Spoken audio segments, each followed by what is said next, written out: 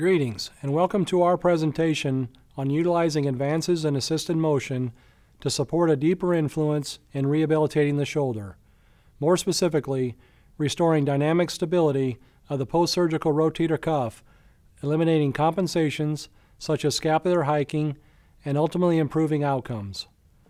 My name is Dan Miller, and from my experiences of 17 years as a physical therapist and as a former shoulder patient, I desire to share a perspective that I have learned to contribute significantly in the pursuit to fully heal the surgical repair as well as effectively restore one's optimal movement health. On some level, we have all experienced the challenges of reestablishing the precise muscle coordinations necessary to restore the effortless, efficient, and versatile motions inherent to a healthy shoulder. As these examples suggest, there is on the part of the patient certainly reason to celebrate. After all, going from an immobilizing sling to overcoming the forces of gravity is no small feat. Yet as we look closer from a movement health perspective, we recognize there continues to exist evidence for concern. Objective evidence that despite advances made within the surgical repairs, despite the efficient progressions through acute care and passive mobility recoveries, and finally despite multiple methods combining assisted motions such as pulleys with low-intensity strengthening, why the lingering strains to elevate one's arm? The patient is diligent with their home exercises, yet without assistance, at plus 12 weeks post-op, why the persistence of scapular hiking, and most importantly, why is the rotator cuff not resuming its essential role as a force couple? What I offer in this message is an opportunity to take a fresh look. Admittedly at first, a bit detailed in scope, yet ultimately I believe you will recognize it, as I have, to be simple, and therefore empowering for both you and your patients. While the science behind this rehab method is not new, what is new is your ability to most effectively utilize these therapeutic principles to influence optimal healing. The methods are subtle, yet with the potential to forever change the way you view shoulder rehab. I encourage you, despite the appearance of a promotional message, to simply measure its consistency with established science, as well as comparing it to your current philosophies of rehab. So let's dive into this both with our clinical minds and with some critical thinking. In the post-acute phase, even despite a successful passive phase of recovery, we can still anticipate the potential presence of the following impairments: pain avoidance movement patterns, mobility restraints of either joint or soft tissue relations, inhibited muscular weakness, or worse yet, muscular atrophy, inflammation and swelling. Within this presentation, I believe none to be more disruptive of restoring neuromuscular coordinations than our patient's own reflexive substitutions or compensations to any of these listed impairments. Whether as a result of our protective mechanisms or our task-oriented motivations for a given deficit, such as an inhibited or weakened rotator cuff, our inherent neuromuscular systems will, at least in part, abandon muscles of current insufficiency and reflexively recruit or substitute for this deficit with the next most suitable muscle capacity. To further explain, I believe it is imperative to recall the history that brought the patient to this point. So with reference to an all-familiar case presentation of a non-traumatic onset of shoulder pain, leading ultimately to the requirement of a surgical repair of the rotator cuff. By nature of the repetitive microtraumas that contribute to such a progressive deterioration of this stabilizing system, at a minimum, the supraspinatus and progressive involvement of portions of the rotator cuff become gradually impaired from performing their most dynamic roles.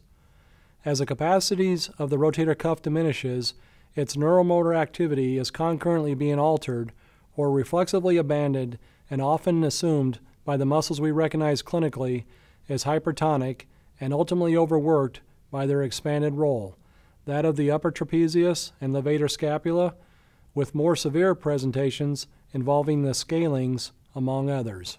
What must be recognized within the more obvious elevations in tone and even hypertrophy of these compensatory muscles is that the abandoned portions of the rotator cuff muscles are no longer being sufficiently activated, which not only means they become progressively weakened, but in the process eventually atrophied, as portions of these respective motor units are lying in an inhibitory state, abandoned by the circumstances. This existence, now recognized as reflexively promotional of substitutions, has progressively fewer options than to default to a compensatory movement pattern. What is often forgotten is that this portion of pathology within the pre-surgical presentation is, despite a successful surgical repair, is acutely preserved within the post-surgical presentation. Substitutions, therefore, cannot be viewed as only an alert to some underlying co-impairment, but instead must be recognized as amplifiers of the muscular pathology we are trying to resolve. As experienced therapists, we recognize such substitutions are ultimately what contribute to the perpetuation or potential resumption of pathomechanics and resultant microtraumas.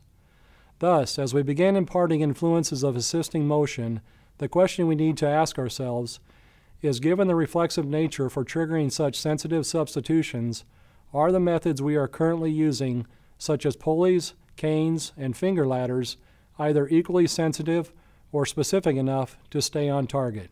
In other words, are such devices capable of reaching and therapeutically influencing the most weakened muscular components inherent to each particular patient's needs, or are these traditional methods prone to feeding right into the reflexive nature of our bodies, that of substituting at the first sign of insufficiencies or any other impedances of fluid mobility? If the latter is true, then we are literally bypassing the necessary therapeutic influences to the most essential contributions of reestablishing the rotator cuff as a force couple. The very muscles in need of rehabilitation will remain weak and inhibited, while promoting the further strengthening of what is already most available and strong, that of compensations.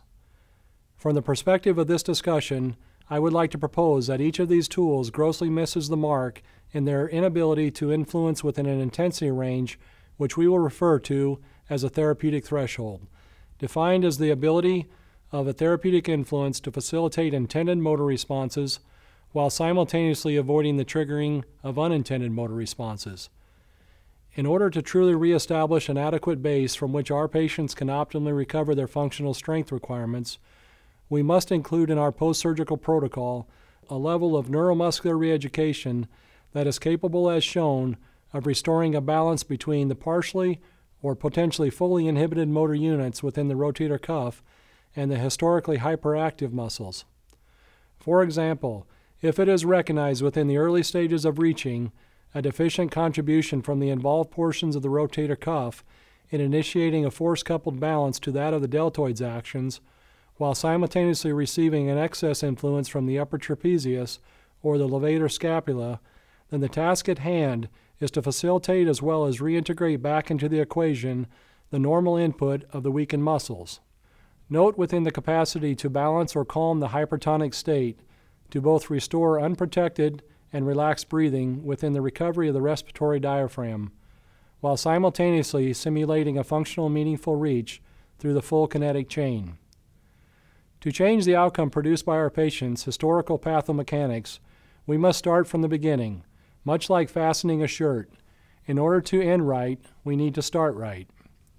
In this specific movement application, along with the support of the UE Ranger, the motor units of the supraspinatus and progressively the serratus anterior muscles are capable of being reactivated in a graded progression of muscle recruitment.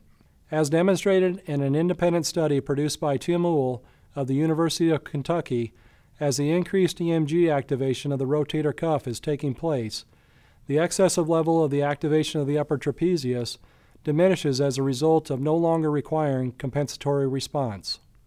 Within this approach, it is recognized and backed by the literature that reestablishing an adequate amount of motor units is capable of producing a measurable increase in strength without the extensive requirement of actual hypertrophy.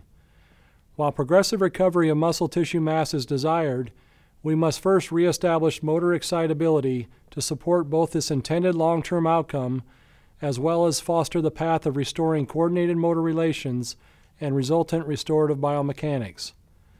Clinically, in this earliest implementation of neuromuscular re-ed, or muscular facilitation, the restored contribution of muscular activity from the supraspinatus and the serratus anterior has consistently translated into diminished pain, leading to reduced modality requirements and profoundly diminished muscular guarding, Recall that the excessive motor activity was present due to the deficit of the dynamic stabilizers. Restore differentiated joint mobility under the guidance of normal motor dynamics. Within the restored balance of motor tone and freedoms of movement, circulation is enhanced, bringing replenished, oxygenated blood to support tissue healing and reducing the requirements of pain medications. Restorative pace of active mobility recovery and progression of true strength within healthy biomechanics. Beginning a movement of any kind under the support of compensations will never change once a motion is initiated. Recall a substitution is reflexive in nature as well as reflective of the need to respond in the first place. We recognize then that the greatest difference maker between restoring the most essential foundations of healthy movement production versus plateauing is being able to therapeutically influence, specifically at the impairment level, of the weakest contributing component. As elevation against gravity progresses, the necessity of honoring and therefore working within this previously described therapeutic threshold grows proportionally with the coordinated motor forces necessary to work within the varying planes and multiple repetitions while simultaneously avoiding the pitfalls of surpassing the weakest links in the kinetic chain rehabilitation. Clinically, it has been recognized with the support of the UE Ranger the capacity to facilitate intricate synergistic motor activities such as recovering the often weakened lower trapezius with the combined coordinated motor activity supporting internal rotation and elevation. Further, as demonstrated with the reciprocal coordination of external rotation and elevation, provides the capacity to amplify the serratus anterior muscle. Conversely, traditional efforts to assist patients in recovering the capacity to overcome gravity have relied on the previously mentioned tools, such as rigid bars like golf clubs or canes and that of pulleys. To support the previous claim of these tools' inability to work within a therapeutic threshold, I invite you to participate in a proprioception or awareness through movement experiment. This experience, I believe, provides a palpable recognition of how all tools that require gripping ultimately conflict with the efforts of restoring optimal movement health. In this experiment, please put your mind in the historical body of a patient, recalling the reflexive nature of a pathological state to substitute with the first recognition of any given physical impairment that is working counter to restoring active mobility. So with either your non-dominant or, if involved, your symptomatic upper extremity, create a progressively mild to moderate grip. Observe whether you might be holding your breath or recruiting your upper trap in this effort. Next, elevate this arm in varying planes and varying intensities of gripping. Observe within portions of your movement the recognition of any unexpected underlying impedances to both flowing smoothly while also overcoming the forces of gravity. So from the perspective of an actual patient, 3 subtle yet significant occurrences within a gripped hand are impacting this person's ability to progressively grade the motor recovery of weakened muscles. First, the act of clinching or gripping is a key component within the startle reflex or fight or flight response. For a patient whom has already been fearful and protecting against the thought of pain, a healing neuromuscular system does not need a reminder to guard. Next, the gripped hand is a distal action which requires an adequate proximal stabilization response of mechanical foundation specific to the glenohumeral joint. Within an already impaired state of coordinating activations and expecting variable force productions, not to mention endurances of the same, we soon recognize the substitution patterns will greatly outpace the efforts of restoring dynamic stability. Lastly, the act of gripping essentially promotes co-contractions throughout the full upper extremity, which if the rotator cuff is already weak to a degree of ineffectively producing its role as a force couple, why would we want to create impedances for it to work against? Now with your open hand, repeat a similar exploration of these same movements, recognizing the subtle yet significant relief of impedances working against coordinated motor recovery. Conversely, the UE Ranger, with its support of an opened and relaxed hand and combined support of natural mobility with the articulating proximal and distal segments, entirely alleviates these 3 concerns, thus providing a precise context from which to facilitate, grade, and finally integrate a restorative motor response necessary to deliver the force requirements of the underlying rotator cuff. As demonstrated, it is recommended to work within a starting point and available range constituting your patient's specific capacities to both be challenged as well as to succeed in achieving a therapeutic response. With the combined support of the adjoining wall mount, the UE Ranger offers the ability to impart meaningful manual cues in either a closed or open chain, thereby offering a working capacity to target and therapeutically influence specific motor weaknesses within a particular stage of the kinetic chain recovery. Further, the ability to grade a progressive recovery of motor units and ultimately restored functional strength within these identified weakened muscles, while diminishing the tendency to recruit historically reflexive substitutions, is the difference maker for both you and your patients in fully recovering the force-coupled influences essential to the demands of both everyday as well as exertional movement requirements. Note the color amplification of the respective muscles, symbolizing the facilitation of progressive motor units. Once you have reestablished the dynamic motor coordinations, the normalcies of the all-important scapulohumeral rhythm can be reintegrated within the broader kinetic chain's lower extremity and core stabilization influences, thus supporting the foundational demands of the torso and associated upper quadrant. These described capacities correlate with the evidence as further demonstrated in the previously mentioned study produced by the University of Kentucky of being able to progressively work against gravity while remaining within the described therapeutic threshold, and while concurrently supporting natural biomechanics. Once you have introduced yourself to these exciting new capacities, you can simply merge this new potential within the accepted principles we are all familiar with in terms of therapeutic exercise guidelines. The quote of working smarter, not harder, has never been more relevant within the demands and efficiencies required of our profession. Join your colleagues already empowering themselves with the new professional capacities of the UE Ranger Movement Health System. I can assure you both as a former patient and as a practicing PT that you too will enjoy its many benefits, including that of producing superior outcomes over traditional methods, as validated in an independent study produced by Cincinnati Sports Medicine. The references we have made to these respective studies, as well as further information, is available for your review on our website, ueranger.com. We would be happy to address any questions you have.